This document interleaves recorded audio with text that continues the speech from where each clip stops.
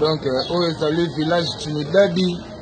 Village Trinidadi kaka ndenge ezalaka tosala kati ya village Trinidadi bomoni likolo kuna bakomi staff pesa ntango. Donc pesa ntango donc musique pour dans satellite donc nayebi te ko. Donc oyo eza village Trinidadi mboka oyo donc soki bandimi oseke ezali na kati ya masolo.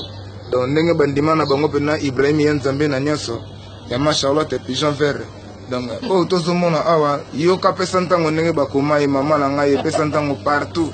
Donc makambo eza musique donc nayebi te quoi. Donc so tala ba anti-flamme na kati ya village Trinidadi nayebi te quoi ba anaconda nayebi te quoi. Donc nayebi te quoi DBS bazawa nayebi te quoi ba petit king nayebi te quoi. Donc nayebi te quoi. Satellite donc na kati ya pesa ntango donc so ozate donc eza musique quoi. Balobi o pesa ntango donc eza vraiment journée ba maman kaka ndenge ezalaka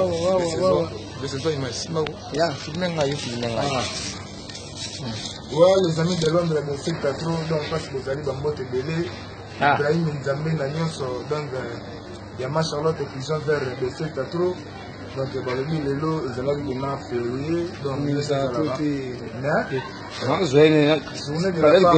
journée de la femme quand la ndenge ezalaka mpona maman parce que ezali ya bino yango wana donc nayebi te so na okolo banini donc Marie Tumba nayebi ke olataki liputa lobi nayebi ke ma Charlotte Pigeon Vert olataki liputa lobi donc oyo eza mwana bino eseta to mpasi bozali amisi kitoko donc Claude Maloba, Claude Mignon, nayebi te so na oloba nini PDG Manjekoko donc Londres mobimba staff mobimba tobosani bino te bana pesa ntango toza toujours lelo tozalaki toujours na style ya epoka bandenge ezalaka bana mai tuna bapala mais nakende kotala moko su ya pesa ntango satellite po lelo ça fait un mois depuis tobindaki pere na biso un mois ezalaki lelo bokomona pe satellite bocomprendre que artiste apesa ntango azali donc makambo oyo esuka bate Ibrahim Nzambe na nyonso donc yo ozali toujours papa ya bana oyebi ndenge nini okotaka bana na yo coaching na yo eza bien donc yango wana quoi Tony Tuni Gogani Yvonne Sodake donc bino tu na kati ya pesa ntango boza toujours amisi kitoko na bosani te Marie Claire esekela malaika limite tata mwasi nayebi te kwa Charles mbongo na mbongo donc bino tu pesa ntango eza ya bino pesa ntango eza ya bino Yvonne Todake donc nayebi te so na loba nini Claude Maloba Claude Mignon donc satellite yeyo artiste apesa ntango pour makutu ezate quoi yeah quand est-ce que tu as expliqué petit dans le vie c'est-à-dire il y a des loups ça fait un mois et puis la période là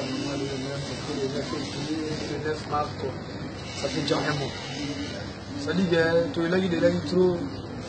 ça c'est des cœurs toujours là quoi pas la photo c'est-à-dire que sinon on va mal parce que c'est toujours stressé quoi voilà Ibrahim Nzambe na nyonso solidaire en bout de nabi que ça t'as yo tana ndenge systématique au solo ma Charlotte Pigeon jaune Pigeon verte non la biso yo ba uto zate soleil yo nabi que c'est une lube qui mo nini ne ba naro ma Charlotte Pigeon verte nabi que lube zaïa bino c'est les biso zalela na ndenge na chez tele bino distaper wana bana peut bele bana mikili c'est-à-dire que belle Tumba donc on a dit que Francis Bombo Marie Claire c'est que la malaika Yvonne Todake donc bango tout wana c'est-à-dire que la photo qui tombe tata mwasi balata ba maputa la belle maputa quoi bisbe de la maputa ndenga Marie Claire c'est que la malaika ezaki deka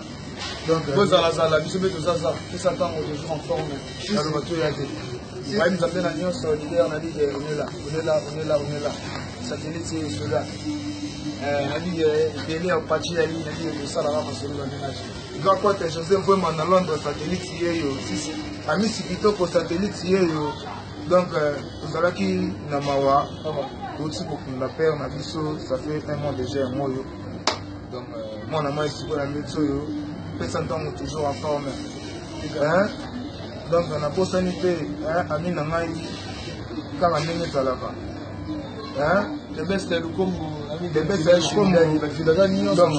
oyo eza village Trinidad donc cameraman yaka no na image za likolo omona bakomi staff pesa ntango donc awa si bandima donc awa soki bandimi oseke pesa ntango donc danger pesa ntango akota deja na kati ya village Trinidad yaka na yawa village Trinidad donc awa soki okota seke danger balusa kotoyo pesa ntango bien signé Ibrahim Nzambe na nyonso ma Charlotte et Jean Vert donc amisi kitoko makambo apesa ntango kafu na kafu donc moi de la femme oyo mpona mama donc de secta trop bana Londres donc ya bino yango wana quoi donc ciao mingi oloba eza te donc bai vraiment quoi mais tobosani te makambo oyo ezalaka misiki satellite azali awa Petit King azali awa donc Ibrahim Nzambe na nyonso il faut yoka satellite oyoka Petit King mais oyo eza baevre oyo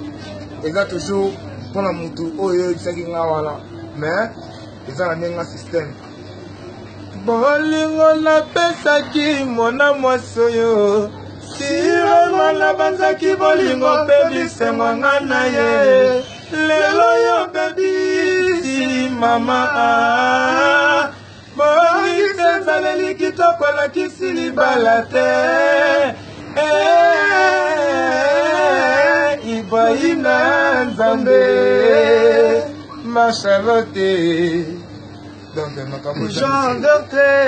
za misiki yango kwa mingi olobeza te Ibrahim Nzambe na nyonso makambo kafo za na pesa ntango donc bonne fête toujours na maman ma Charlotte et Jover mimi tata mwasi Yvonne Todake donc bino na ebite quoi donc na ebite quoi bibi chez Musamba maman na Naomi na ebite quoi donc na ebite quoi donc bolebi vraiment belé na Londres donc pesa ntango donc tolingi bino trop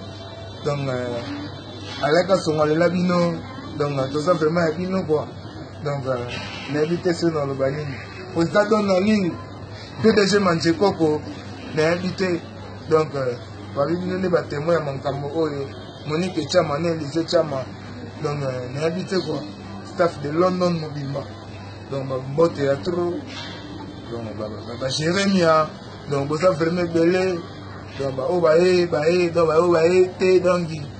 à suivre makambo eze belé donc ciao bye